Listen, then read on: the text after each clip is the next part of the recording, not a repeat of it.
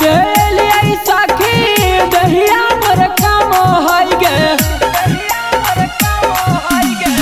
जहिया से लिया सखी दहिया मोर काम होई गे। एको दिन पियो तो हमारा दहिया ना जाम होई गे, एको रोजा पियो तो हमारा दहिया ना जाम होई गे।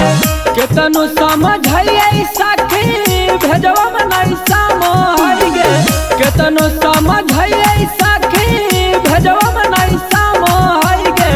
एको दिन पियो तो हमारा दहिया ना जाम होई गे, एको दिन पियो तो हमारा दहिया ना जाम होई गे।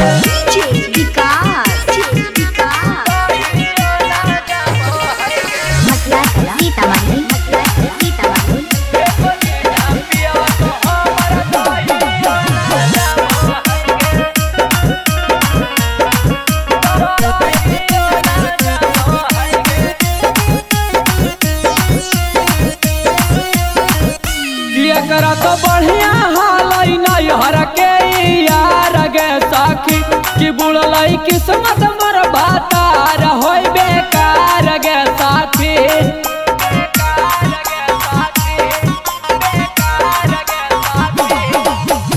करा तो बढ़िया हाल नहीं हर के यार गे सखी कि बुड़ल किस्मत मर बातार हो बेकार गे साथी। रोज रात दहिया हमार साखी अब घाम होई गे, रोज रात दहिया हमार साखी अब घाम होई गे। एको दिन पियो तो हमार दहिया ना जाम होई गे, एको दिन पियो तो हमार दहिया ना जाम होई गे।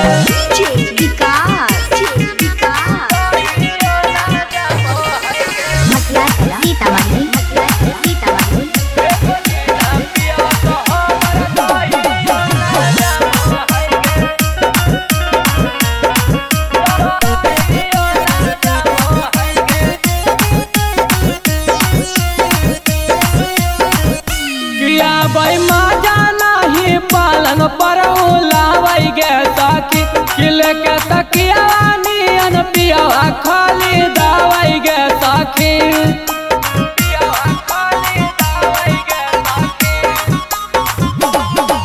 किया बई मजा नहीं पालन पर उलावई गे सखी किले के तकिया नियन पिया खाली दावई गे सखी। नजर ला